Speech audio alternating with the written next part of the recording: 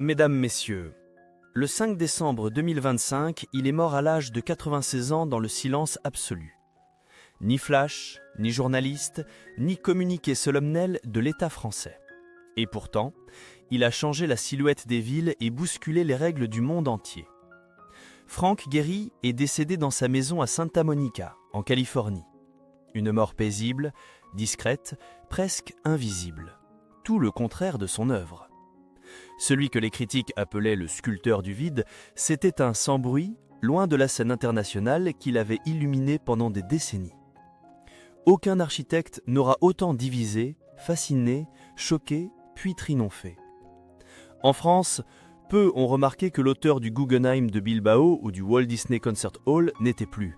Et si, au fond, cette indifférence disait tout du paradoxe Gehry. Adulé partout, ignoré ici, Frank Gehry, de son vrai nom Frank Owen Goldberg, voit le jour le 28 février 1929 à Toronto, au Canada, dans une famille juive d'origine polonaise. Son enfance est marquée par une sensibilité artistique précoce, nourrie par les matériaux du quotidien que son grand-père lui confiait, morceaux de bois, bouts de métal, avec lesquels il construisait des villes imaginaires. Cette approche intuitive, presque enfantine, restera l'essence de son style. En 1947, à l'âge de 18 ans, sa famille émigre à Los Angeles. C'est là que commence réellement l'histoire Gehry. Il étudie l'architecture à l'University of Southern California, puis poursuit des études de design urbain à Harvard. Dès les années 1960, il ouvre son propre cabinet, mais ce n'est qu'à la fin des années 1970 qu'il attire l'attention du monde avec une série de projets audacieux en rupture totale avec les conventions architecturales modernistes. L'un de ses actes fondateurs est la transformation radicale de sa propre maison à Santa Monica en 1978. Il entoure la structure originale d'un patchwork de matériaux industriels, tôle ondulée, grillage, bois brut, créant une œuvre hybride entre sculpture et habitation. Ce geste, considéré comme provocateur à l'époque, devient un manifeste du déconstructivisme, un courant architectural qu'il contribuera à populariser dans les décennies suivantes. Son œuvre la plus emblématique, le Guggenheim Museum Bilbao, inauguré en 1997, marque un tournant dans l'histoire de l'architecture contemporaine. Le bâtiment, recouvert de titane, semble s'enrouler sur lui-même comme un poisson d'argent pris dans une danse monumentale. Ce musée a non seulement transformé l'image de Bilbao, ville industrielle du Pays basque espagnol, mais il a aussi donné naissance au Bilbao Effect, une expression utilisée pour décrire le pouvoir de transformation culturelle et économique d'un bâtiment signé Gehry. Parmi ses autres réalisations marquantes figurent le Walt Disney Concert Hall à Los Angeles 2003, la Fondation Louis Vuitton à Paris 2014, la Tour Gehry à Arles 2021 ou encore la Maison dansante à Prague. Chacune de ces œuvres est identifiable au premier regard. Courbes métalliques, volumes brisés, perspectives inattendues. Son architecture ne se contente pas d'abriter des fonctions, elle interpelle, fascine, dérange parfois, mais ne laisse jamais indifférent. Frank Gehry a reçu le prix Pritzker en 1989, la plus haute distinction dans le domaine de l'architecture. Il a également été honoré par la médaille présidentielle de la liberté des États-Unis en 2016 et a été fait commandeur de la Légion d'honneur en France. Ses bâtiments sont étudiés dans toutes les écoles d'architecture du monde et sa vision continue à inspirer de jeunes générations de créateurs. Tout au long de sa carrière, il a défendu une idée simple mais puissante. L'architecture est un art, pas une simple ingénierie fonctionnelle. Il a repoussé les limites du dessin, a collaboré avec des ingénieurs pour plier la matière à ses rêves et a utilisé des logiciels avancés inspirés de l'aéronautique pour concevoir ses formes organiques. À 90 ans passés, il continuait encore à dessiner, à imaginer, à rêver, à vivre en somme.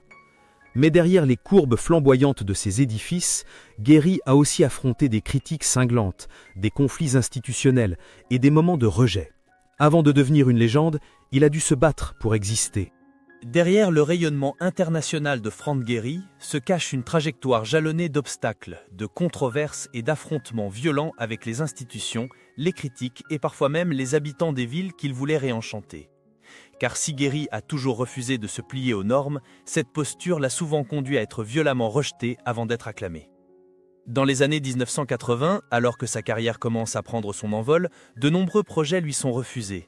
Les institutions publiques comme privées le considèrent comme imprévisible, difficile à gérer, voire dangereux pour l'image des villes. Son style déstructuré est qualifié de chaos métallique, de caprice formel ou encore de cauchemar pour les ingénieurs. La maison de Santa Monica, pourtant devenue icône, a suscité des protestations de voisins choqués par cette construction qu'ils jugeaient inesthétique, voire grotesque. Frank Gehry devient ainsi, malgré lui, un point de friction dans la banlieue bourgeoise. Mais c'est dans les années 1990 que les oppositions deviennent internationales. Le Walt Disney Concert Hall à Los Angeles illustre parfaitement la complexité de ses relations avec les mécènes et les administrations. Dès l'annonce du projet, les débats sont houleux. Le chantier accumule les retards, les dépassements budgétaires, et des tensions éclatent avec la municipalité. Une fois achevé, l'édifice devient lui-même source de polémique. La façade en acier inoxydable poli renvoie la lumière de manière si intense que certains voisins se plaignent de la chaleur insupportable et de reflets aveuglants. La ville a dû faire modifier certaines plaques de métal. En 2005, lors d'une conférence en Espagne, il répond sèchement à un journaliste qui critique son style comme étant inutile et trop extravagant. Gehry lève le majeur en public, un geste qui fait le tour du monde et alimente l'image d'un créateur rebelle et irascible. Il se justifiera plus tard en expliquant qu'il en avait assez qu'on attaque l'émotion dans l'architecture au nom d'une rationalité étouffante. Ce moment devient un symbole de son intransigeance artistique. Ses relations avec la France n'ont jamais été simples. Bien qu'admirées par certaines élites culturelles, ses œuvres y ont souvent divisé. La construction de la fondation Louis Vuitton dans le bois de Boulogne a provoqué une vive polémique écologique. Des associations ont porté plainte pour défiguration du paysage, dénonçant une architecture colossale déplacée. Gehry a dû se défendre devant les médias français en expliquant que son intention n'était pas d'écraser le parc, mais de faire flotter un vaisseau de verre au milieu des arbres. Finalement, le Conseil d'État a validé le projet et le bâtiment est devenu l'un des lieux culturels les plus visités de la capitale. D'autres projets ont connu des issues plus brutales. En 2014, à Berlin, un projet ambitieux qu'il conçoit pour le centre-ville est purement annulé après les critiques sur son esthétique, jugée trop dissonante avec l'environnement historique. Gehry réagit avec amertume. Si on veut toujours regarder en arrière, comment peut-on inventer demain ? De manière plus discrète, dans sa vie personnelle, Frank Gehry a traversé un divorce douloureux dans les années 1960. Père de 4 enfants, il reste très discret sur sa famille, mais certains témoignages évoquent une période de rupture familiale qui l'aurait profondément marqué, renforçant sa tendance à s'enfermer dans le travail. L'un de ses fils aurait un temps coupé les ponts avant une réconciliation tardive, selon un reportage de CBS. Malgré les récompenses et la reconnaissance institutionnelle, Gehry n'a jamais été épargné par la critique. En 2014, il confie dans une interview au Guardian « Je passe encore pour un imposteur chez certains puristes. Pour eux, je suis un artiste déguisé en architecte. Mais je m'en fiche, l'art c'est tout ce que j'ai. » Ces mots, prononcés à 85 ans, témoignent d'une blessure encore vive, celle de n'avoir jamais été totalement intégré, totalement accepté. Et pourtant, l'histoire lui donnera raison. Plusieurs bâtiments qu'on lui avait reprochés dans les années 1990 sont aujourd'hui protégés comme patrimoine. Les maquettes de ces projets sont exposées dans les plus grands musées du monde. Mais le chemin fut long, semé de refus, de sarcasmes, de procès, et parfois de solitude. Twist final. En 2022, une pétition signée par plus de 10 000 jeunes architectes européens réclame que le prix Pritzker soit renommé en son honneur après sa mort. Une manière, peut-être, de réparer ce que la critique institutionnelle lui a si longtemps refusé, une place incontestée dans le panthéon de l'architecture. Dans les dernières années de sa vie, Frank Gehry s'est lentement retiré de la scène publique, comme s'il avait anticipé la fin avec la même sobriété qui contrastait avec la flamboyance de ses œuvres. Depuis 2020, il vivait presque en reclus dans sa maison studio de Santa Monica, en Californie, là où tout avait commencé pour lui dans les années 1960. Ce lieu, modifié au fil du temps, était devenu une sorte de sanctuaire personnel, à la fois atelier, bibliothèque et refuge. Il ne se rendait plus aux cérémonies internationales. Les conférences, les colloques, les expositions lui rendaient hommage en son absence. La dernière apparition publique connue de Gehry date de 2022, lorsqu'il avait inauguré une extension mineure d'un bâtiment universitaire à Los Angeles. Il y était apparu affaibli, se déplaçant lentement, le regard voilé, mais toujours traversé d'étincelles, dès qu'on lui parlait de matériaux, de courbes, de lumière. Un entretien rare accordé à la revue Architectural Record en juin 2023 a révélé un homme lucide sur sa propre disparition. Il confiait J'ai tout dit avec mes bâtiments. Le reste, c'est du bruit. Cette phrase, devenue virale parmi les jeunes architectes, sonnait comme un adieu discret mais maîtrisé. À aucun moment il ne montrait de crainte ni de mélancolie apparente. Et pourtant, plusieurs collaborateurs proches évoqueront plus tard un changement de rythme brutal à partir de 2024, où Guéry cessait même de définer, lui qui même à 90 ans continuait à griffonner sur des serviettes de table. Sa santé, sans être catastrophique, déclinait lentement. Des troubles respiratoires, accentués par l'âge, l'obligeaient à éviter les lieux publics. Il refusait l'hospitalisation, préférant les soins à domicile dans son espace familier. Il était entouré d'un petit cercle très restreint, sa seconde épouse, Berta Isabel Aguilera, qu'il avait épousée en 1975, un ou deux collaborateurs fidèles de son cabinet Guéry Partners et quelques membres de sa famille. Les visites étaient rares, choisies avec précaution, l'atelier tournait au ralenti mais n'a jamais cessé. Dans une brève déclaration en 2024, relayée par NPR, Guéry avait refusé de commenter un projet architectural très médiatisé aux Émirats arabes, déclarant simplement « Je laisse ça à ceux qui construisent encore. Moi, je respire les souvenirs. » Ce genre de phrase, à la fois poétique et douloureuse, confirmait un retrait quasi définitif de la création. Il n'y avait plus de projet en cours, pas de grande rétrospective, ni de biographie autorisée en préparation. Frank Guéry semblait s'effacer lui-même, volontairement, comme pour éviter le spectacle de sa propre disparition. Santa Monica, où il résidait, était à la fois proche de Los Angeles, mais suffisamment calme pour s'y fondre. Le quartier, habitué à sa présence depuis des décennies, respectait son anonymat tardif. Certains voisins plus jeunes ignoraient même qu'il vivait à 2 rues d'une légende mondiale. À la boulangerie du coin, on ne le voyait plus. Les commerçants parlaient de lui au passé bien avant l'annonce de sa mort. Dans les dernières semaines, selon des sources proches, il s'était affaibli considérablement. Il ne parlait plus beaucoup, lisait peu, écoutait de la musique classique à faible volume. Un assistant confiera à un média américain que Guéry passait de longues heures à fixer un carnet vide sans écrire. Le crayon était là, posé, mais ne bougeait plus. Cette immobilité volontaire en disait long. L'homme des formes mouvantes, des structures en torsion permanente, des bâtiments qui semblaient danser, avait choisi de s'arrêter. Non pas par épuisement, mais par nécessité intérieure.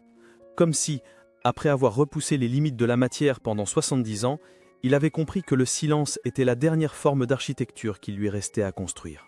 Le matin du 5 décembre 2025, à Santa Monica, la lumière filtrait doucement à travers les stores semi-ouverts de la maison-studio de Frank Guéry. Il était un peu plus de 6 heures du matin lorsque sa compagne, Berta Isabel Aguilera, a constaté qu'il ne respirait plus. Le silence était complet. Aucune alarme ne s'était déclenchée. Aucun appel d'urgence n'avait été passé. Guéry s'était éteint dans son sommeil, paisiblement, dans la chambre où il avait vécu et rêvé pendant plus de 40 ans. Le rapport officiel, diffusé par son bureau à 10h35 heure locale, indiquait une cause naturelle. Complications respiratoires aiguës chez un patient âgé, avec des antécédents modérés. Aucune hospitalisation récente, aucun traitement intensif en cours. Il avait simplement refusé, quelques jours auparavant, la possibilité d'un transfert à l'hôpital, malgré l'avis médical. Son choix était clair, mourir chez lui, sans tube, sans lumière crue, sans bruit. Il voulait un adieu discret, presque effacé, à l'image de son retrait progressif des dernières années. La scène était sobre. Selon les mots mêmes de Berta Aguilera dans un court message privé à l'équipe de Guéry Partners, il dormait, il avait l'air serein. J'ai attendu un moment avant de comprendre. Aucune cérémonie rituelle, aucun préparatif. Guéry avait toujours refusé de planifier ses funérailles. Il avait même dit un jour en riant « Ce serait une architecture trop rigide pour moi ». Dans la pièce, il n'y avait pas de fleurs, pas de symboles religieux apparents, seulement quelques objets personnels. Une maquette inachevée sur une étagère, un carnet fermé sur la table de chevet, un enregistrement de Schubert qui tournait encore dans le lecteur CD. Ce détail, confirmé par un assistant arrivé sur place vers 8h du matin, a bouleversé ceux qui l'ont connu. Guéry, qui avait toujours dessiné avec la musique en fond, avait quitté ce monde avec elle. Les premiers appels ont été faits dans la matinée. Les membres de son cabinet à Los Angeles, certains collaborateurs de longue date à New York et Paris, aucun communiqué de presse immédiat. Le Monde a appris la nouvelle par une dépêche de l'Associated Press vers 14h UTC. À ce moment-là, son corps avait déjà été pris en charge par les services funéraires privés de la ville. Aucune caméra, aucun mot public de la part de personnalités politiques californiennes ou françaises dans les premières heures. Un silence pesant, presque troublant, autour de la disparition de l'un des esprits les plus novateurs de notre époque. L'enterrement, selon les dernières informations disponibles, aura lieu dans la plus stricte intimité. Pas de lieu public annoncé. Guéry avait confié à un proche en 2021 « Je ne veux pas de bâtiment avec mon nom. Je préfère qu'on me retrouve dans mes formes. » Et en effet, son vrai mausolée, c'est Bilbao, Los Angeles, Paris. Des villes qui, à leur insu, sont devenues les gardiennes de ses gestes. Il n'a pas eu besoin de mots pour son dernier moment. Le silence a su. À l'annonce de sa disparition, les réactions se sont succédées sur la scène architecturale mondiale. Le musée Guggenheim de Bilbao a publié un message sobre. Sans lui, notre silhouette n'existerait pas. En France, la fondation Louis Vuitton lui a rendu hommage en projetant ses croquis sur la façade de verre une nuit entière. Mais au-delà des institutions, c'est toute une génération de créateurs qui s'est figée. Franck Guéry laisse derrière lui un héritage monumental. Des dizaines de bâtiments dans plus de 20 pays, un style devenu école, une audace devenue méthode. Son agence Guéry Partners poursuivra son travail, désormais dirigé par ses collaborateurs de longue date. Aucun testament public n'a encore été diffusé, mais selon ses proches, une partie de ses archives personnelles sera versée à des musées d'architecture en Europe et aux États-Unis.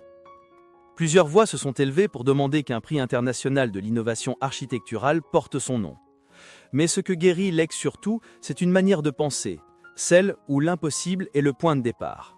Alors, au fond, Guéry est-il vraiment mort, ou a-t-il simplement terminé son dernier croquis en laissant le monde poursuivre la courbe ?